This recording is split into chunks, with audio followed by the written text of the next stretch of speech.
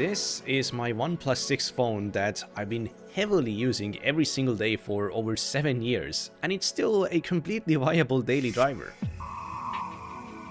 I also gotta say that this phone is incredibly durable, because I'm not even exaggerating when I say that I've dropped it at least a few hundred times and the front screen is still perfectly intact. But on the flip side, the back of the phone is completely cracked. However, what's really weird about that is how it cracked. Essentially, I was getting some firewood from my shed, and because it's pitch black in there, I placed my phone on this screw here with the flashlight on, and somehow it fell? What? Picking it back up was kinda hard because not only was it lodged between the logs, but also because it was pitch black now. And to my surprise, when I finally got it in my hand again, I discovered that it had somehow cracked from that. Like, it has always been completely fine, even when dropped on concrete from a pretty decent height, yet somehow the back managed to completely crack by falling a tiny distance and landing on firewood. This happened at the end of 2023, and sometimes I still wonder how. Did it perhaps actually land on a metal edge, or did it just get a critical hit on a weak spot?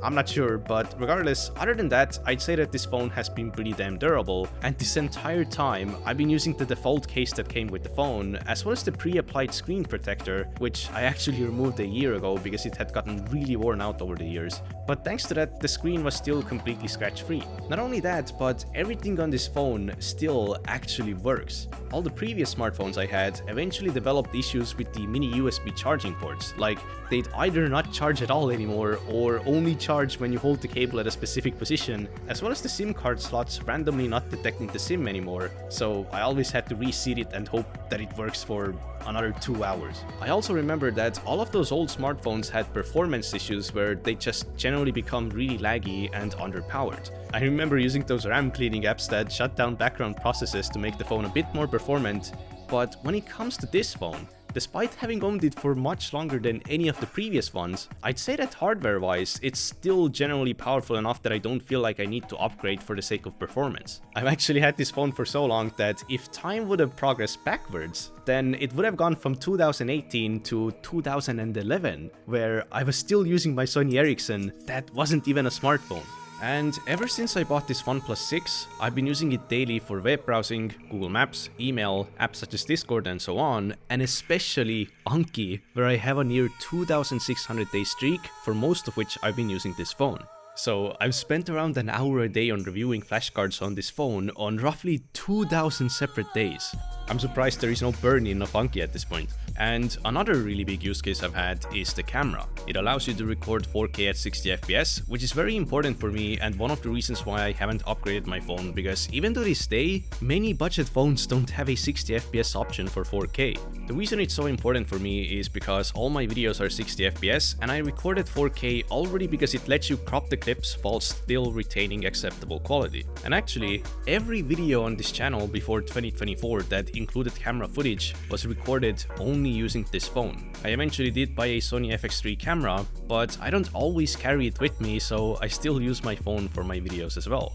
I've also taken around 10,000 photos with it, so needless to say, I've been heavily utilizing the camera of this phone, and I actually kinda even like the grainy aesthetic it has. But ironically, the camera is also where the issues with this phone begin, because it actually has some problems. So first of all, an inherent limitation it has is that even though it can record 4K 60 FPS, it can only do so for up to 5 minutes. This essentially means that for longer recordings, I always have to make sure I restart the recording before the 5-minute mark if I don't want to lose any footage. That limitation is presumably there to prevent it from overheating, but that's kind of weird considering that I recorded many 5-minute clips in succession without overheating issues. But even without overheating, the camera starts lagging quite often. I feel like that wasn't the case in the beginning, but now it has definitely worsened to the extent that I feel like every recording I make now has at least some level of lag in it. It's especially bad when it's cold outside, because I remember trying to shoot some B-roll in the winter and the FPS became so unstable and low that I actually couldn't. And the performance issues also apply to taking pictures, because sometimes after I take a photo, it gets stuck on processing it, and if I just happen to leave the camera app or sleep the phone, that picture will never be saved, and I've lost a lot of photos because of that.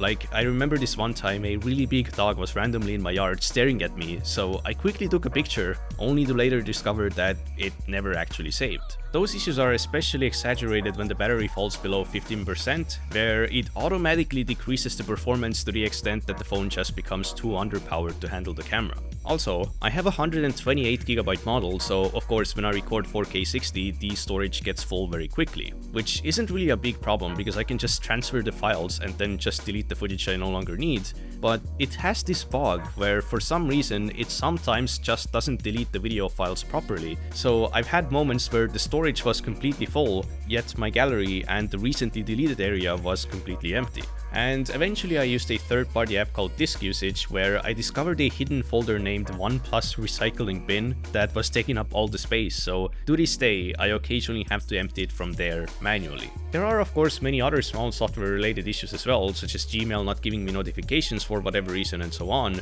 and it would be nice if all of them were just fixed in an update, but the OnePlus 6 hasn't received any updates since 2021. I remember people used to say that Apple was the perpetrator of planned obsolescence, but the OnePlus 6, which was a highly regarded quote-unquote flagship killer Android at the time, only received updates for 3 years, meaning that I'm stuck on Android 11, whilst most iPhones get around 6 to 7 years of iOS versions. Now, I'm aware that custom ROMs such as CR Droid exist, which I actually wanted to try, but they might have limitations with features such as Google Pay, as well as banking applications, identification apps, and generally, I want my phone to be as reliable as possible, which is why I never tried. So obviously, on paper, this phone is already completely obsolete, but rather than software updates, probably the bigger concern most people have when it comes to using such an old phone is the battery life. But surprisingly, I don't find the battery life of this phone that problematic, at least for my own use case, because generally, it still gets through the entire day without issues, and because it has quick charging, even if the battery does run low, in just a few minutes I can give it enough juice to last me a few hours.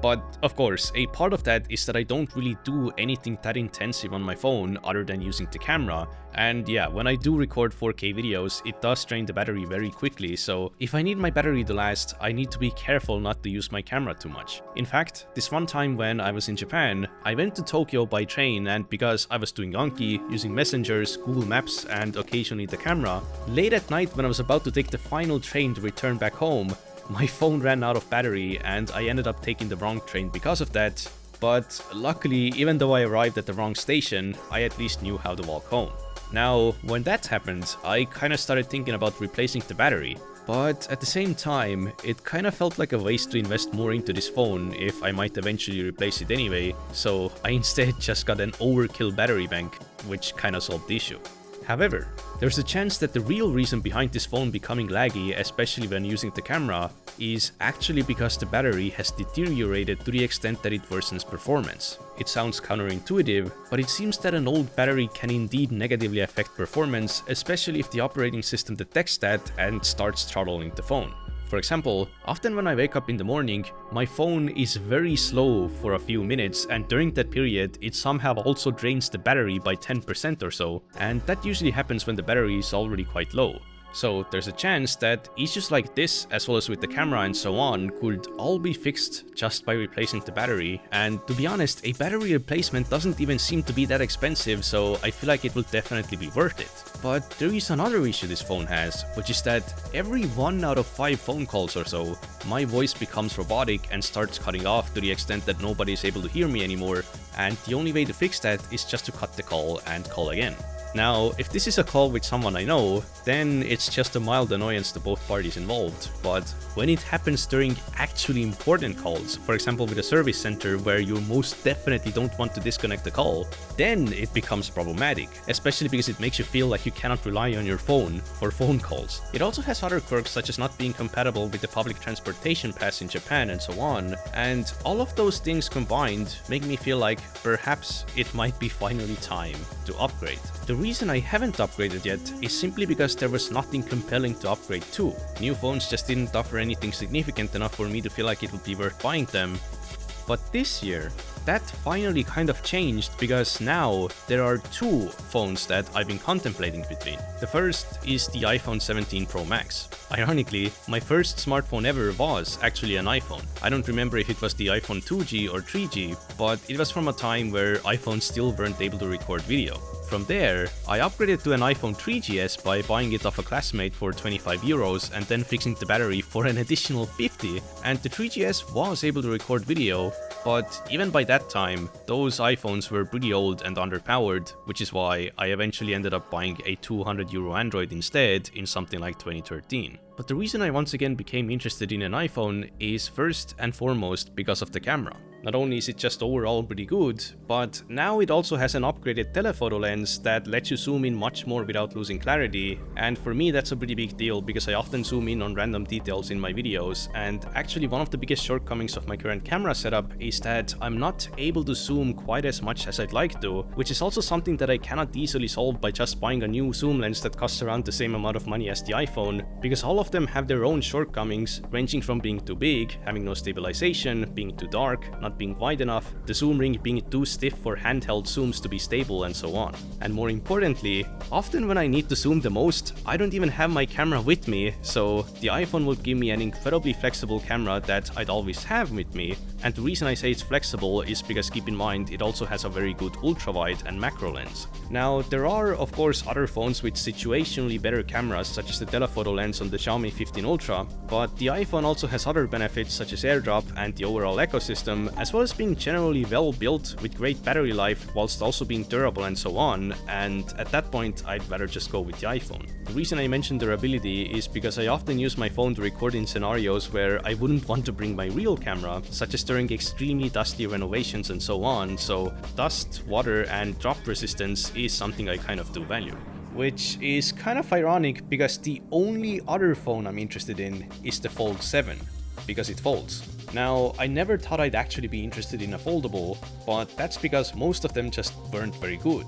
However, the Fold 7, when folded, is just as thin as other phones, and it's actually even lighter than the iPhone 17 Pro Max. The hinge is also extremely durable, and very importantly, the software it runs turns the foldable factor into something actually useful because you can properly multitask with it. Even though I'm making this video about phones, the truth is that I've actually always hated the smartphone experience because the screens are too small, the software is always dumbed down, and they don't have proper input devices, so it's hard to do most tasks using a phone. Like, I've never done any intensive work or even ordered anything online with a phone because it always just feels too slow, too uncomfortable, too finicky and unreliable. However, with a good foldable, that might actually change because not only can you actually multitask, but when necessary, the screen is large enough to properly render web pages and so on, so the range of things I could do on my phone would increase drastically. Like, I could even use it as a secondary display at times, or as a camera monitor, because unlike a regular phone, it will be large enough to get a good idea of what the camera is actually seeing, without me having to buy a separate tablet for that. And when it comes to the camera of the Fold 7 itself, not only is the preview bigger, but you can also see the main camera on the back of the phone, and if you want to, you can even split the screen whilst using the camera and so on, so I could actually have some notes on the screen whilst recording something.